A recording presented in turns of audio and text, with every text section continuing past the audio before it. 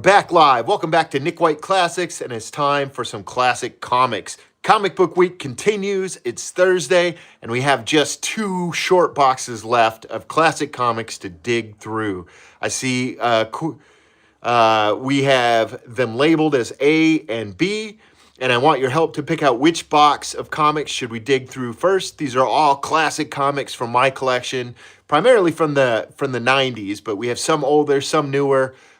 Different titles. I'm not sure what's in either box exactly, but we're going to go through them. I see 1B in the chat. Any objections to going with B? A and B, we just got 2 boxes left. So far, earlier in the week, we went through these 2 boxes and this one as well. So these are the only 2 remaining short boxes to dig through, A and B. And I see a B in the chat, so let's go through it. Let's go. Good pick. Looks like we got, oh, sweet. We've got some X-Men. So, let's see, are these out of order? Okay, it looks like these go backwards. So this is issue number 35 here of X-Men. And I might just show them in order because I think that's going to be more interesting. More fun for me anyways. Boom. So they had this. All right. If you've been watching the show, you know that I'm a fan of the Age of Apocalypse. That's one of my favorite Marvel storylines, X-Men storylines of all time. So one of the comic book series that came out of the Age of Apocalypse is X-Men. And what was crazy about that is most of the comics were just 4 issues and then done, just a short run. But X-Men continued after number 4. So this is issue 1. Issue 2. Oh, man. Oh, okay. Issue 4. Maybe I'm missing a couple. But yeah, essentially this is Cable, a young version of Cable called the X-Men, from an alternate reality from the Age of Apocalypse.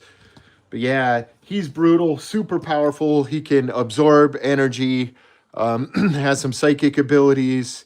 Yeah, super interesting character. And got his own series. He was created out of the Age of Apocalypse, that massive Marvel Universe storyline.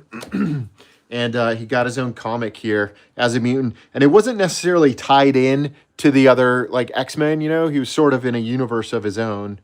Xavier defeated. And he was very much an anti-hero sort of vibe. And then here we have Colossus, Nightcrawler, on the cover up against Excalibur, which is awesome. One of these days we're going to get to my Excalibur comics. I got a few of those. Yo, what's happening? Welcome to Nick White Classics. Thanks for joining me. That's another classic comic day on Comic Book Week here. So check it out. This is X-Men issue number 15. And yeah, man, what was that dude's name? It's not Onslaught. It was I remember this villain, which was unique to the, this is one of his nemesis. And yeah, just very cool. Great artwork and very cool villain. X-Men and a Warrior is Born. This is Marvel Comics from the mid-90s. You can see this is issue number 18, Safety in Numbers, guest starring X-Force. So yeah, now we're slowly integrating the other X titles or the other Marvel titles into the X-Men universe, or vice versa. We're just sort of weaving in the X-Men to the other series. So here we go. You got Sinister on the cover, titled on the side. This very cool artwork there. That's issue 19, and this is issue 20, X-Men at the hands of Abomination. So this is the Hulk villain, Abomination, going up against X-Men, which is pretty cool. All right. Let me see this here. Okay. This is X-Men number 21. I always like this cover with the photograph in the background and then the illustrations over top. I thought that was awesome. Yeah, beautiful, beautiful color, beautiful design. I see, how you doing in the chat? What's happening? I'm doing wonderful. Happy Thursday. Look, I got 2 copies of that book. I liked it so much, I got doubles, apparently. Next, we got X-Men issue number 22, The Inner Circle Reborn. Yeah, you have to forgive me. I'm not sure of this character's name. She looks super cool, but yeah, it's been so long. This came out, I don't see a year. Oh, there it is. 1996, this came out. So it would be 30 years ago that I read that series. And I can honestly say I don't remember that character's name. But we're just going through the short box here. This is issue number 23. We got X-Man Against the Power of Bishop. Awesome artwork there. Next, we have issue number 24. And again, man, we're just doing crossovers left and right. This is X-Men number 24 from February of 97, fighting back-to-back with the Amazing Spider-Man against Morbius. This is like another classic cover there. Then we have Giant 25th issue. What he created, he must now destroy. So this is, man. This is Nate Gray, which is some alternate reality version of Cable brought into the primary Earth 616 or whatever, and there's his mom from the he's from the future, gone to the past before she gave birth. It's a continuity nightmare. But it was awesome because in the mid-90s, the X-Men were red hot. And so to introduce a brand new character named X-Man, that was crazy. It was crazy exciting. And it got me, reading this series for years. X-Man, he says, we're about to take over the world. Care to join us? And this is where Havoc joins the team, and then the evil Beast. There was a period when the Beast was like, a little bit, I want to call him an anti-hero, but I think he might have straight up been a bad guy. It's the one where he has the metal, he's got there you go, you get a better view of him here. He's got the metal legs. So X-Man, to save us all, a brotherhood betrayed. Yeah, man, makes me want to go back and reread these. X-Man, alone, abandoned, powerless. Is this the end of Nate Gray? This is issue number 29. Moving right along. Issue number 30. To save the life of the innocents, Nate must go up against the Prime Sentinel. Look at that artwork, man. Love that. Yeah, the Beast is a villain. Yes, man. He had those like metal legs or metal pants or whatever was going on, and he was a total villain for sure. This is Alien Invasion. Boom, cool looking alien on the cover of that one. Here we have number 32. Who or what is Jackknife? Awesome. See, that's what's great about the entire idea of creating a new series for the character X-Man, creating a new character, new hero means new villains. So, yeah, that was fun. Fun storyline to follow for sure. Issue number 33, X-Men, they say the streets of New York are safer these days. Want to bet? It looks like that's Hobgoblin. Looks like it anyways. It's a cool version of him. Okay, this is X-Men The Wanted. Cool cover. Everyone's grabbing them. Number 35, Terror at the Heart of New York. I don't know, has anybody out there ever heard of X-Men? Or I don't know if this is, this is something that everybody read back in the day. Like if you weren't around for it, is this series still popular? Do people know about the X-Men series?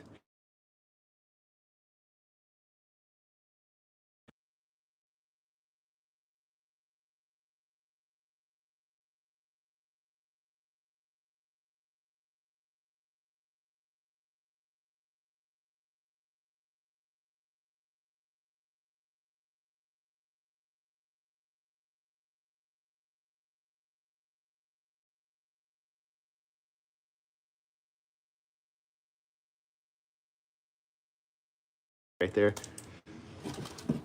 Here it is, X-Men #1. So this is the very first X-Men comic ever. The Age of Apocalypse begins now.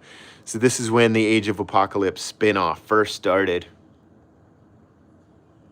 There we go. Yeah, I'm not sure why that muted, man.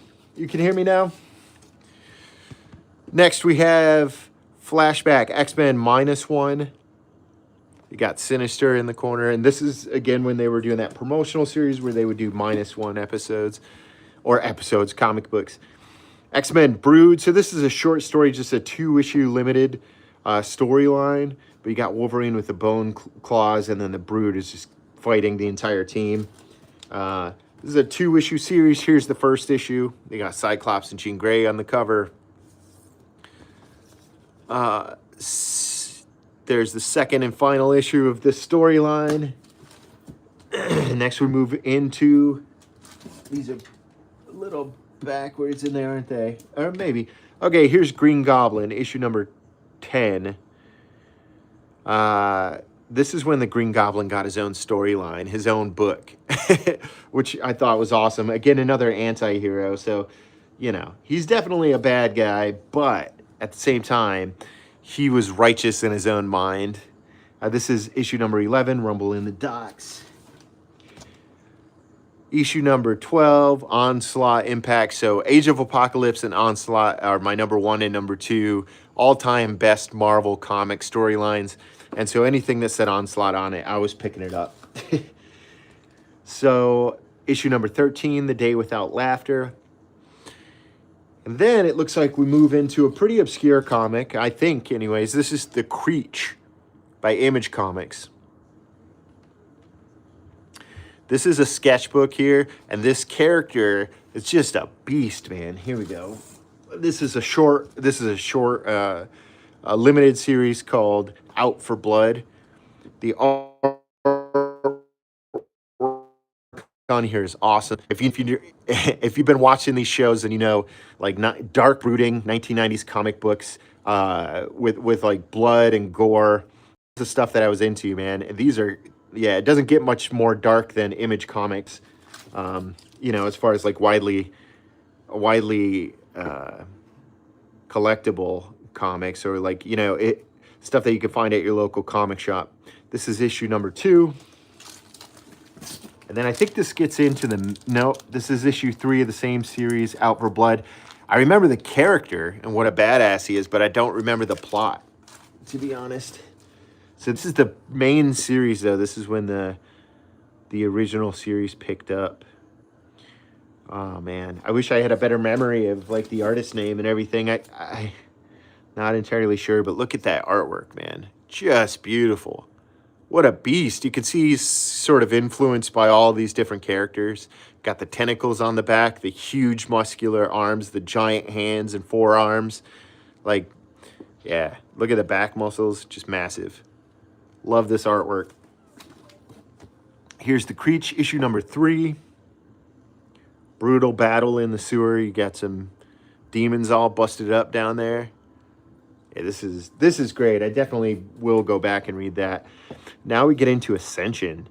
This is great. This is about a fallen angel, and this is by David Finch and Bat, and Top Cow and Image collaborated on this one. That's issue 1. This is issue number 2. Again, another very dark Image comic. Yeah, I just love this stuff back in the 90s when it was coming out. I couldn't get enough of it. Just the artwork was phenomenal. And the pages are glossy and just super vibrant. Look at all those greens and grays and blues. Just amazing artwork. And strong stories, like a dark, brooding, you know, adult-oriented comic books, man. Image did that stuff better than anyone else did.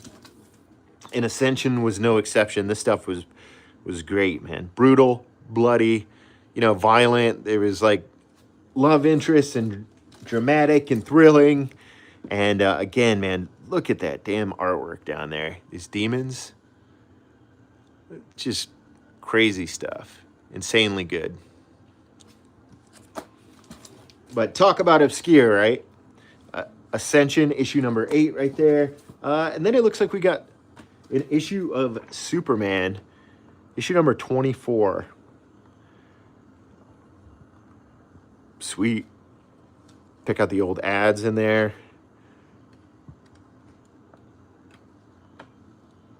An advertisement for Tengen. Oh, cool. Shinobi, Tubin, Roadrunner. Look at all these classic Nintendo NES games advertised on here. That's awesome. Yes, it was for moody teenagers, and I was very much a moody teenager when I read it, so fitting. Superman Adventures. 10 cents. 10 cents on this one. That's awesome. That must have been like some kind of, gimmick to sell Superman comics. But for a dime, hell yeah, I'll take that. Here's Superman and Team Luthor. Team Up comic, no idea. That's Supergirl and Team Luthor. I was never a huge Superman buff, but, just collecting comics from time to time, I would pop in and read Superman because I think he's got to be the most popular comic book character of all time, right? The logo is one of the most recognizable logos, around the world. This is issue number 500. And then here's an alternate cover for issue number 500. It's kind of a cool cover here. You have this depth. It's supposed to be... This is the foreground. This is the background here. Pretty cool. This is when Superman came back from the dead. So Superman dies... And then eventually he comes back. And this is where they had... This is from 1993. I think the outcome of this was the Man of Steel and Superman, Superboy and everything. Hi from Russia. Welcome to Classic Comic Books on Nick White Classics. If you're into classic comic books and collectibles, retro gaming, and pro wrestling, hit me with the thumbs up and sub to the channel. Appreciate everybody tuning in from all over the place. This is The Legacy of Superman, issue number 1. Again, I can't say much about these Superman comics because I was never a big Superman fan. Yeah, here it is. This is The Death of Superman right here. Issue 76 from 1993. A World Without Superman. You see all of the DC universe in mourning. And Superman's torn cape right here.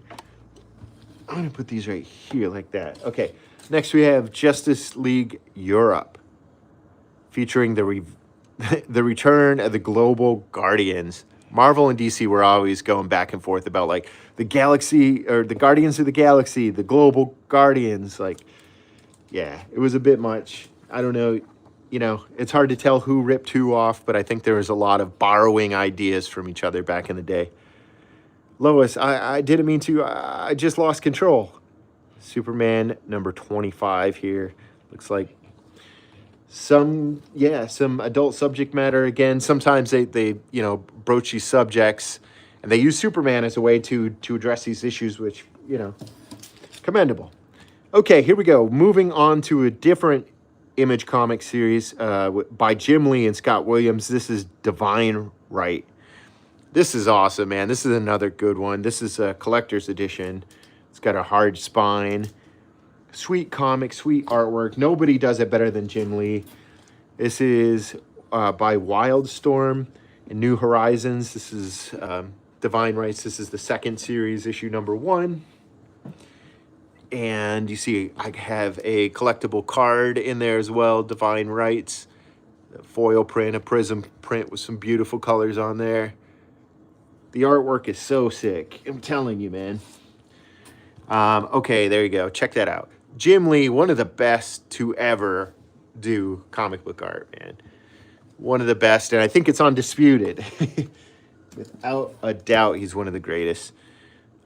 Here you go. I followed him from Marvel, when he was doing Captain America, The Incredible Hulk, The Avengers, Thor, all that stuff. And then when he left Marvel, I followed him to Image Comics. Look at this. Sweet cover. You got the cool blue reflective foil prints on there. Looking great. Stark, simple, iconic cover here, but still very good. Divine Right is definitely Image Comics for sure. Yeah, published by Image. Boom, this is issue number 5. And you can see this is Jen, I forget her name, but she's from Gen 13. So, which is a different team of superheroes from Image Comics. So automatically, I mean, early on, they're just integrating them. And okay, there you go.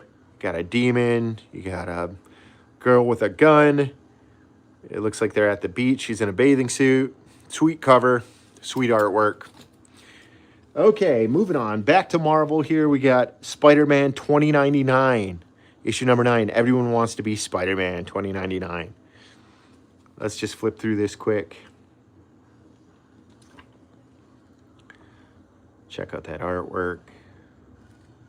Ooh, there's a Sonic the Hedgehog 2 for the Sega Game Gear.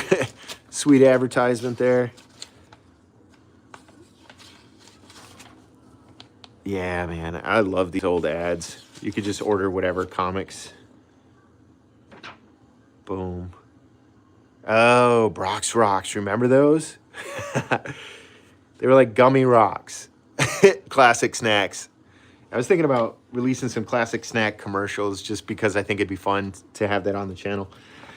Okay, next we have Spider-Man 2099, issue number 7. I don't know these characters, but this is Strange 2099 meets Spider-Man 2099. So you can see the future version of Doctor Strange is a woman. And yeah, they took all of the primary Marvel characters and superheroes and then created a series called 2099 where they imagine those characters 100 years from now. What would they look like? So that's what this is. This is Strange 2099 meets Spider-Man 2099 in a crossover comic. Moving on, Spider-Man 2099, number 15. Whoever holds this hammer. So you can see you got Thor 2099 in the background there. Yeah, it was a cool storyline, man. I liked X-Men 2099. Spider-Man 2099 was awesome too. Got 2 copies of that one. Here's number 13. Everything is permitted, nothing is forbidden. Spider-Man 2099 in virtual unreality. Love it. All right. Then we have issue number 11. State of Siege. Yeah, no idea. I don't remember the storyline here. I just, yeah, loved everything Spider-Man almost as much as X-Men. Now moving on. This is Hulk 2099, issue number 1. Look at what a brutal beast the Incredible Hulk would be in 100 years. 2099, the Hulk is just a massive, raging beast. This is an awesome foil print cover with the green around the border. Reflective green on the border. Boom, boom, boom. Here is 2099 Unlimited number 3. This is Hulk 2099. This one's in no bag. There's no bag here, so I'm going to flip it open. These are glossy pages. So these are definitely preferred for me. I always love Marvel comics because they usually, use brighter colors and although these are pretty, standard colors, but at least it has the glossy pages. I just love that feature. Artwork's cool. Pretty classic, actually. Yeah, okay. And looking for, oh, there we go. Looking for the ads. Here's an ad for Punisher, Suicide Run. Sweet. #1 arcade game. Here it is, some kind of Avengers arcade game advertised there. Oh, Captain America and the Avengers, the arcade game and SNES game. The back cover's a little damaged, but that's okay. All right, next we have In the Grip of Doom. So this is Doom 2099. He had his own series here, issue number 3.